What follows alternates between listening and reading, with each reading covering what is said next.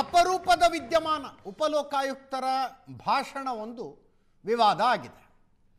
63% corruption ಅಂತ ಹೇಳ್ತಾರೆ ಉಪಲೋಕಾಯುಕ್ತರು. ಇದು 2019ರ ರಿಪೋರ್ಟು ಅನ್ನೋದು ಕಾಂಗ್ರೆಸ್ನವರ ಸ್ಪಷ್ಟೀಕರಣ. ಉಪಲೋಕಾಯುಕ್ತರು ಯಾಕೆ 2019ರ ರಿಪೋರ್ಟಿಂದ ಮಾತಾಡ್ತಾರೆ, ಅವರು ಈಗಿನ ವಿಷಯ ಹೇಳಿದ್ರು ಅಂತ ಬಿ ಜೆ ಪಿಯವರ ಆರೋಪ. ರಾಜಗೌಡರು ಇದ್ದಾರೆ ನಮ್ಮ ಜೊತೆಗೆ. ರಾಜಗೌಡರು 2019ರ ರಿಪೋರ್ಟ್ ಅಂದರೆ ಕುಮಾರಸ್ವಾಮಿ ಅವರು ಸಿ ಎಂ ಆಗಿದ್ದರು. 2018ರಿಂದ 19ರವರೆಗೂ ಕುಮಾರಸ್ವಾಮಿ, 18ರವರೆಗೂ ಕುಮಾರಸ್ವಾಮಿ ಅವರು ಸಿ ಎಂ ಇದ್ದರು.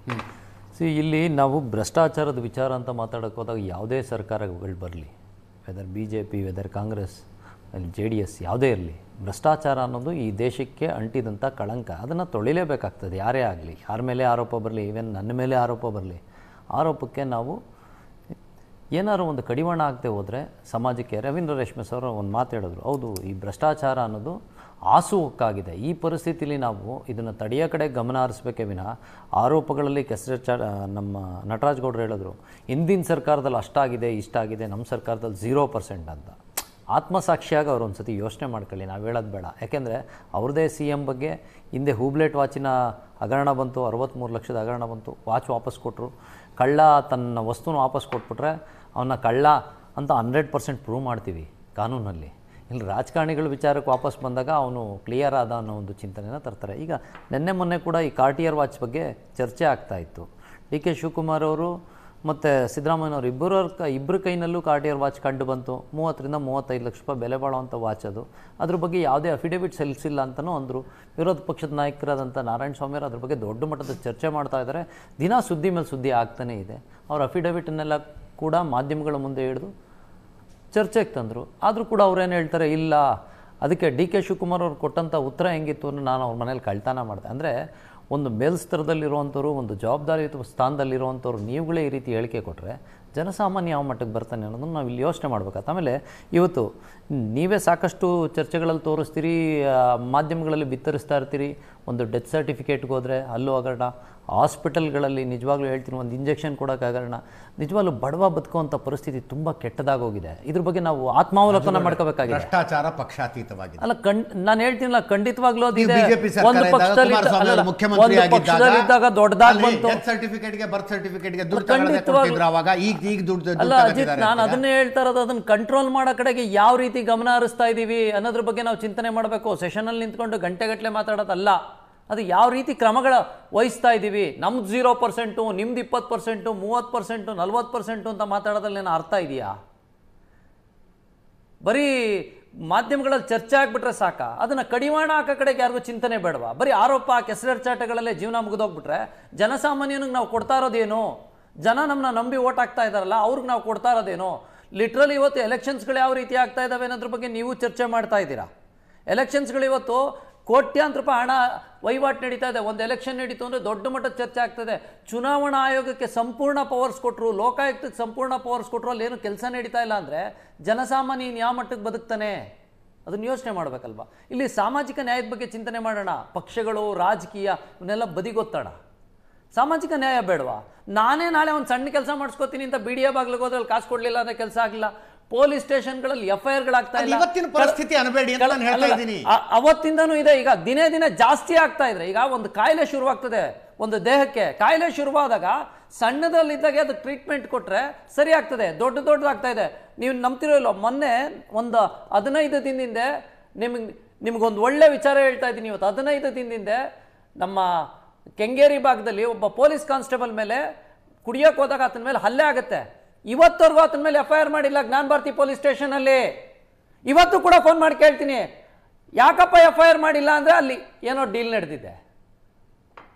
ಪೊಲೀಸ್ನವನ ಮೇಲೆ ಹಲ್ಲೆ ಮಾಡಿದ್ರೆ ಪೊಲೀಸ್ ಆಫೀಸರ್ಸ್ ಕೇಳಿದಂಥ ಪರಿಸ್ಥಿತಿ ನಿರ್ಮಾಣ ಆಗಿದೆ ಅಂದ್ರೆ ಜನಸಾಮಾನ್ಯ ಹೋಗಿ ಏನು ಕೇಳಕ್ ಸಾಧ್ಯ?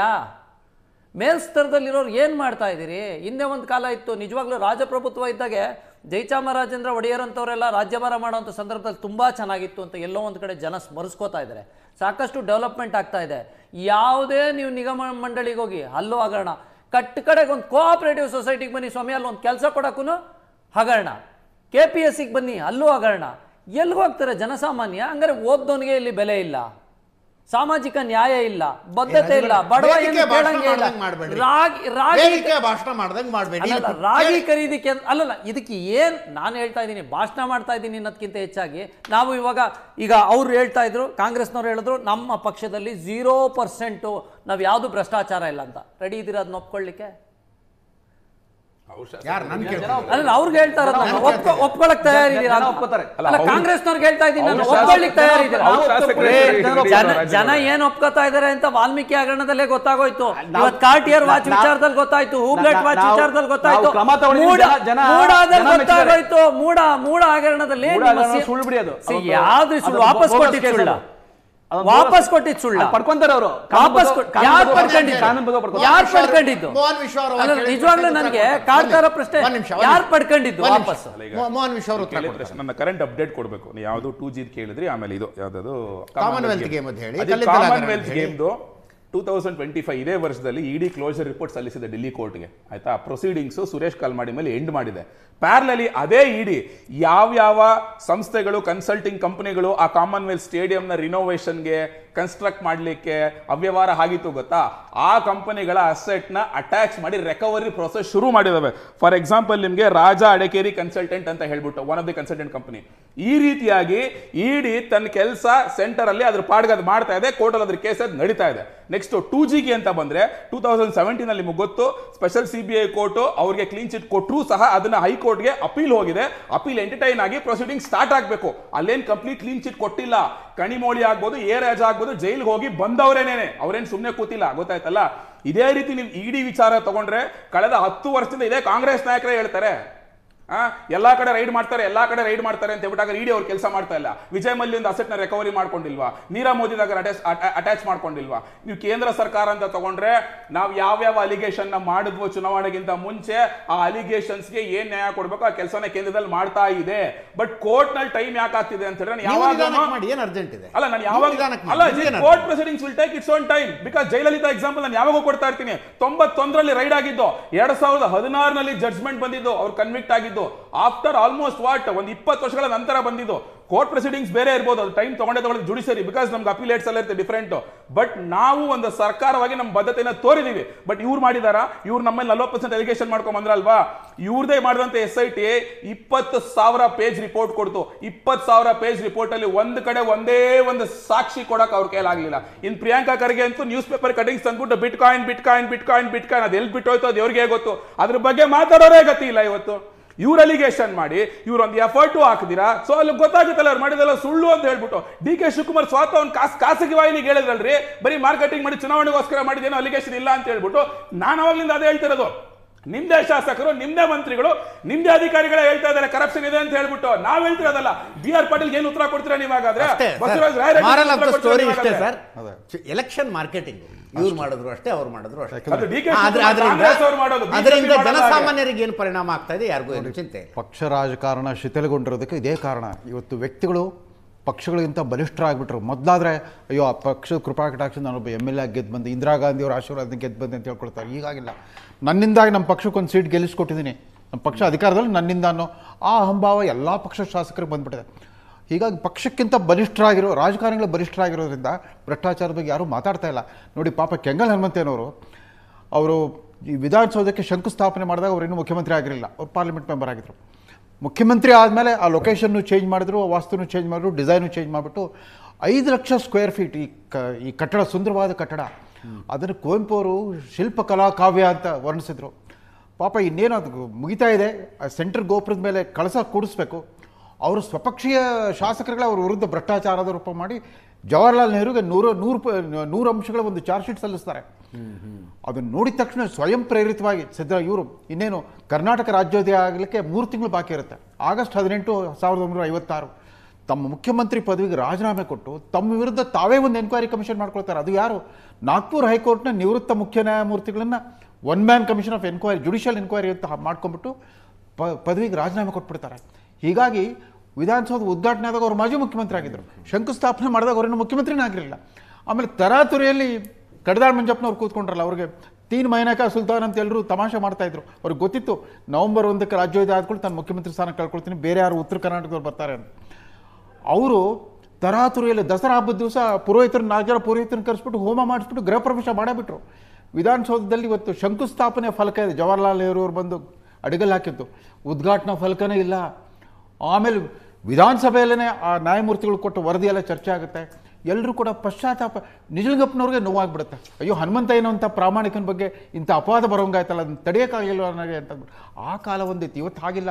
ನಾ ಹಿಡಿದ್ನಲ್ಲ, ಸರಳತೆ, ನಿರಾಡಂಬರತೆ ಮತ್ತು ವಿನಮ್ರತೆ ಬದಲು ಅದ್ದೂರಿ ಆಡಂಬರ, ಶ್ರೀಮಂತಿಕೆ, ಬಹಿರಂಗ ಪ್ರದರ್ಶನ. ನಾನು ಕೊಂಡ್ಕೊಳ್ಳೋ ತಾಕತ್ತಿದೆ, 45 ಲಕ್ಷ ಕೊಟ್ಟು ತಗೊಂಡೆ, 65 ಲಕ್ಷದ ವಾಚ್ ಕಟ್ಕೊಂಡು, ಈ ಥರ ಎಲ್ಲ ಮೊದಲು ಹೇಳ್ಕೊಳ್ಕೊ ನಾಚ್ಕೊಳ್ತಾ ಇದ್ರು ಒಂದು ತಲೆಮಾರಿನ ರಾಜಕಾರಣ. ನಿಮ್ಗೆ ಆಶ್ಚರ್ಯ ಆಗುತ್ತೆ, ಜವಾಹರ್ಲಾಲ್ ನೆಹರು ತೀರ್ಕೊಂಡಾಗ ಲಾಲ್ ಬಹದ್ದೂರ್ ಶಾಸ್ತ್ರಿ ಅವರು ಇಂದಿರಾ ಗಾಂಧಿ ಅವ್ರಿಗೆ ಯಾಕೆ ಮಂತ್ರಿ ಮಾಡಿದ್ರು ಗೊತ್ತಾ? ಅವ್ರಿಗೆ ಇರೋಕೆ ಒಂದು ಮನೆನೂರಿಗೆ ಬಂತು, ಅಟ್ಲೀಸ್ಟ್ ಒಂದು ಕ್ವಾರ್ಟರ್ಸ್ ಇರಲಿ ಅಂತಂದ್ಬಿಟ್ಟು ವಾರ್ತಾ ಪ್ರಸಾರ ಇಲಾಖೆ ಮಂತ್ರಿ ಮಾಡಿಬಿಟ್ಟು ನಂಬರ್ 1 ಸಫ್ದರ್ಜಂಗ್. ಅದೇ ಮನೆ ಅವ್ರ ಮುಂದೆ ಅವ್ರ ಭವಿಷ್ಯನೇ ಉಜ್ವಲ ಆಗೋಗ್ತಾ ಬಂದ್ಬಿಡ್ತು. ಅದೇ ಮನೆ ಫಸ್ಟ್ ಅಲಾಟ್ ಆಗಿದ್ದವ್ರಿಗೆ. ಆ ಒಂದು ಪೀಳಿಗೆ ಇತ್ತು. ಅದಾದ ನಂತರ ಈಗೇನಿಲ್ಲ, ಯಾರಿಗೂ ಅದ್ರ ಬಗ್ಗೆ ಸಂಕೋಚ ಇಲ್ಲ, ಚರ್ಚೆ ಮಾಡೋಕ್ಕೆ ತಯಾರಿಲ್ಲ. ವಿರೋಧ ಪಕ್ಷಗಳು ಕೂಡ ನೋಡಿ ಯಾವುದನ್ನು ಒಂದು ತಾರ್ಕಿಕ ಹಂತಕ್ಕೆ ತೊಗೊಂಡೇ ಹೋಗಲ್ಲ. ಮೂಡ ಅಂತ ಪಾದಯಾತ್ರೆ ಮಾಡಿದ್ರು, ಎಲ್ಲ ಮಾಡಿದ್ರು. ನೀವು ಜಸ್ಟಿಸ್ ನಾಗಪ್ರಸನ್ನ ಅವರ 193 ಪುಟದ ಜಜ್ಮೆಂಟ್ನ ನೀವು 3 ವಾರ ನೀವು ಚರ್ಚೆ ಮಾಡಿದ್ರಿ. ಈಗ ಏನಾಗಿದೆ ಅದನ್ನು ಮರ್ತೇ ಬಿಟ್ರು ಎಲ್ಲರೂ. ಲೋಕಾಯುಕ್ತ ವರದಿ ಬಂತು ನಿನ್ನೆ ನೋಡಿ, ಮತ್ತೆ ಅದಕ್ಕೆ ಮರುಜೀವ ಕೊಟ್ಟಿದ್ದಾರೆ. ಯಾರು?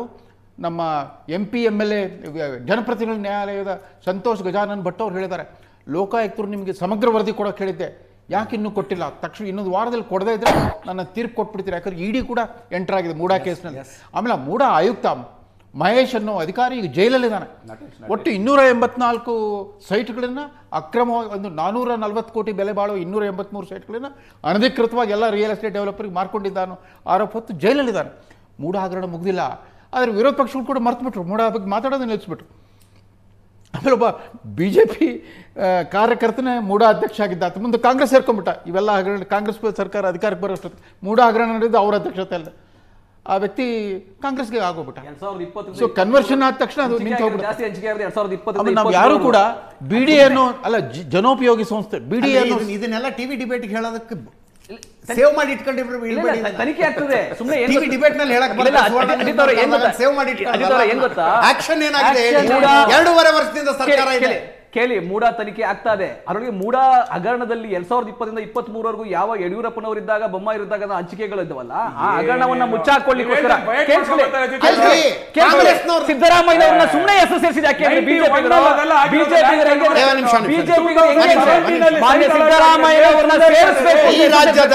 ಈ ರಾಜ್ಯದ ಒಬ್ಬ ಜನಸಾಮಾನ್ಯನಾಗಿ ನನ್ನ ಬಯಕೆ ಏನು ಗೊತ್ತಾ?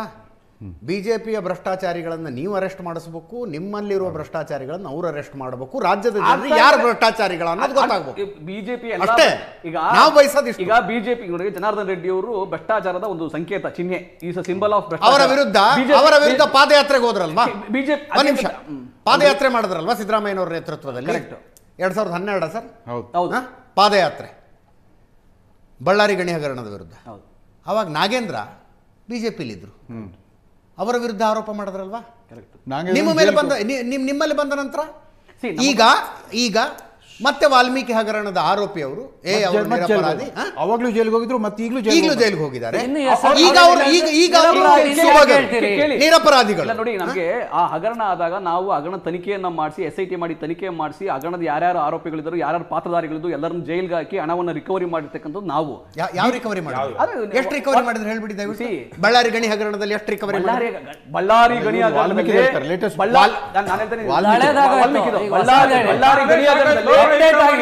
ಬಳ್ಳಾರಿ ಗಣಿ ಹಗರಣದಲ್ಲಿ ಏನು ಸಂತೋಷ್ ಹೆಗಡೆ ಅವರು ಏನ್ ಕೊಟ್ಟಿದ್ರು ಅದ್ರದ್ದು ಎಲ್ಲಾ ಕ್ರಮವನ್ನ ತಗೊಂಡಿದ್ವಿ ನಾವು.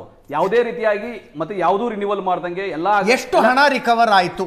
ಬಳ್ಳಾರಿಯಲ್ಲಿ ಗಣಿ ಧಣಿಗಳು ಲೂಟಿ ಮಾಡಿದ್ದಾರೆ ಅಂತ ಹೇಳಿ ಪಾದಯಾತ್ರೆ ಮಾಡಿದ್ರಲ್ಲ, ಎಷ್ಟು ಹಣ ರಿಕವರ್ ಆಯ್ತು? ರಾಜ್ಯ ಜನರಿಗೆ ಒಂದು ಉತ್ತರ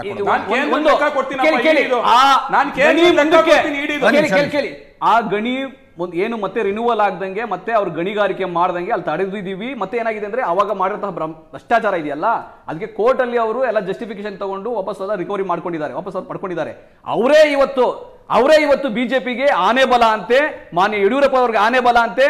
ಬಿಜೆಪಿಯ ನಾಯಕರುಗಳು ನೋಡ್ರಿ, ಯತ್ನಾಳ್ ಅವರು ಬಿಜೆಪಿ ಯಡಿಯೂರಪ್ಪನವ್ರ ಮೇಲೆ ಹಗರಣದ ಆರೋಪ ಮಾಡಿದ್ರು. ಯತ್ನಾಳ್ ಅವರು, ವಿಶ್ವನಾಥ್ ಅವರು, ಗೂಳಿಹಟ್ಟಿ ಶೇಖರ್ ಅವರು 20,000 ಕೋಟಿ ರೂಪಾಯಿ ಹಗರಣ ಆಗಿದೆ ಗೂಳಿಹಟ್ಟಿ ಶೇಖರ್ ಅವರು, ವಿಶ್ವನಾಥ್ ಅವರು ಎಲ್ಲರೂ ಆರೋಪ ಮಾಡಿದ್ರು.